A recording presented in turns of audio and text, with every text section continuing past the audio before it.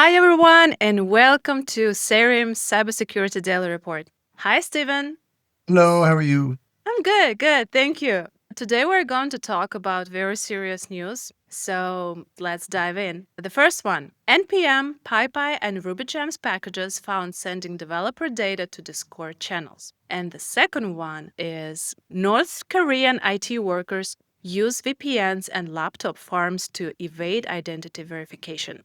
Okay, let's start. Security researchers have uncovered a troubling campaign in which malicious packages in the NPM, PyPI, and RubyGems ecosystems were found to exfiltrate developer data via Discord webhooks. Rather than relying on dedicated command and control servers, the attackers embed webhook URLs into the packages so that upon installation or execution, sensitive files and environment variables such as .env, .config, JSON, host metadata, and ecosystem files are quietly sent to Discord channels controlled by the threat actors. Because Discord webhooks are write-only, defenders can't easily track this kind of exfiltration. Examples include npm packages like mysql-dump discord, which steals developer configs and credentials, and node.js.discord, which may be used for stealth logging. On PyPI, packages like malin ssx, malicious without io, and mali in MALIINN trigger HTTP request to Discord when installed. On RubyGems, SQL commenter low-lying Rails harvest host information and forwards it to a hard-coded webhook. This technique lets attackers avoid the cost and risk of managing their own infrastructure and blends data exfiltration into seemingly innocuous traffic. Paired with install time hooks or build scripts, the malicious behavior can take place well before runtime security defenses kick in. In related finding, the researchers also flagged 338 malicious NPM packages tied to a North Korean link campaign called Contagious Interview, which were downloaded over 50,000 times. Many of these were type-squad variants of popular libraries or lookalikes in blockchain Web3 contexts. Targets includes Web3 and crypto developers who were lured via job offers and coding assessments. The campaign dropped payloads such as the beaver tail stealer and loader tools, and also built a cross-platform Python backdoor called Invisible Ferret.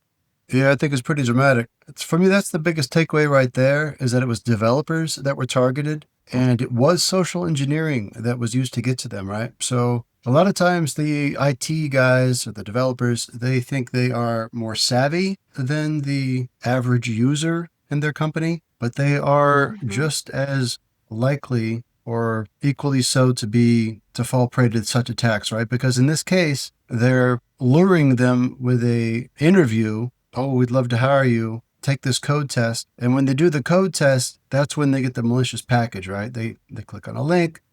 And in this case, it's specifically a malicious package of the ESLint detector is one example. And that's when they get attacked, right? Now, and they won't always know it, right? So this attack, it goes after their .env file or their API keys, database credentials, and other data that is in their working environment, right? Really critical to let your developers know that they are a target, to watch out for such attacks, and to take precautions, which I'll go over in a second, to not have their data be so vulnerable, right? But also for the administrator at the network level, it's super important to be aware that if you've allowed Discord as a channel for your devs to communicate, then that's getting through your network, right? And that's what these attackers use. They use Discord on purpose because it not only has the lack of tracking in the messages, so they can't be reverse tracked to know where they came from, so they can exfil the data but not have any repercussion. But it also allows them to get out of your network because you've allowed Discord to get through. So take a look at that. Is Discord necessary? Is there another option for your developers to communicate? Or is there some safeguards that could be put in place, right? So it can't be used as the C2 channel. Now, as I mentioned, for precautions that can be taken, we would say to avoid committing to public repositories your .env files, right? Via version control systems like GitHub. That's your .env file or your API keys or credentials. If they're in clear text, that's terrible. And especially don't commit them to public repository, right? Also, keep those files out of the document root, right? Especially for anything web facing, network facing, keep it out. When at rest, have them encrypted. And the big takeaway here, apart from encryption, because you're unencrypted when you're working, is to use a secrets management platform like HashiVault, or we use Bitwarden here at Seirim, right? As a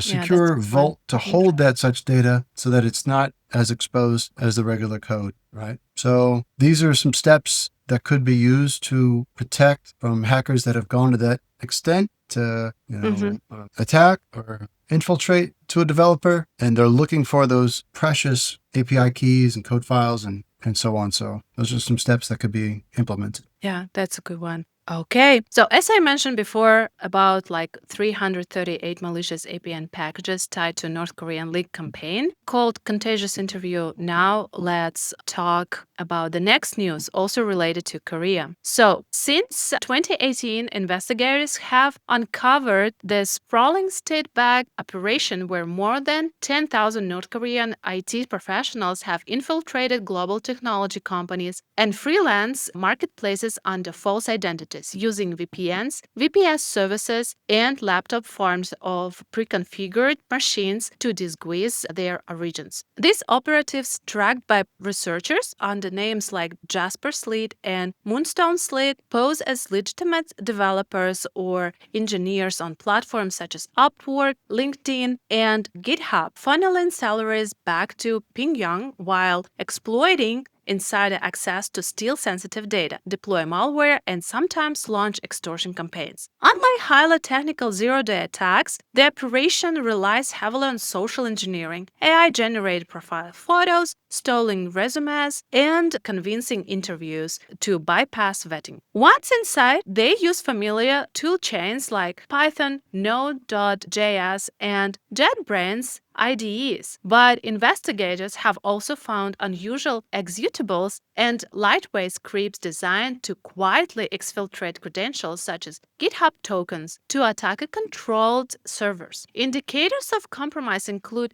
VPNs binaries, VPS IP ranges in Hong Kong and Russia, predictable email patterns, and hashes tied to info-stealers, suggesting an organized, scalable infrastructure. Beyond software roles, some operatives have even taken on industrial design and architectural projects, exposing sensitive blueprints and client data stored in shared drives, which highlights ambitions that stretch into critical infrastructure. So my takeaways for this are, this is critical. As we see, the third-party risk here is high for external contractors, and it's always present. So some takeaways and some precautions include, right up front when you're vetting, don't rely on platforms such as Upwork on their vetting, because they can be easily fooled with AI, fake images, fake documentations. You have to do your own due diligence and live call with anyone that's going to work with you, right? So get the video call with them, do multiple rounds of discussion. I would have multiple people double check on this to make sure that it's so. And then not only that, at the initial time of hire, repeat it over time, right? Because they do a bait and switch. They'll put up a real sounding person, and then later they'll switch out and they'll farm around the accounts, and then another person will be using the account to do the work. So you got to continually double check with this person that would be working with you and make sure they are who they say they are, and be especially thorough about it. Now, it's not just because you want to make sure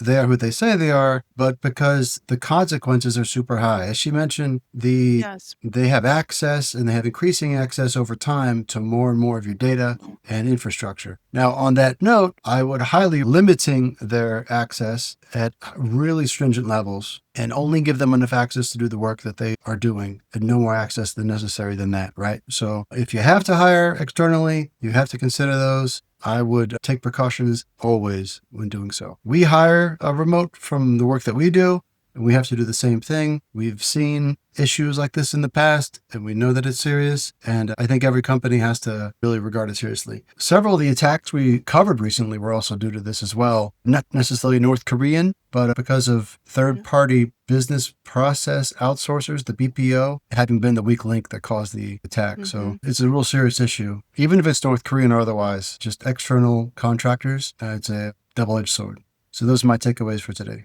So thank you very much for your time, Steven, and thank you very much for listening our podcast, and hope to see you tomorrow. Stay tuned. Bye. Thank you. Bye-bye.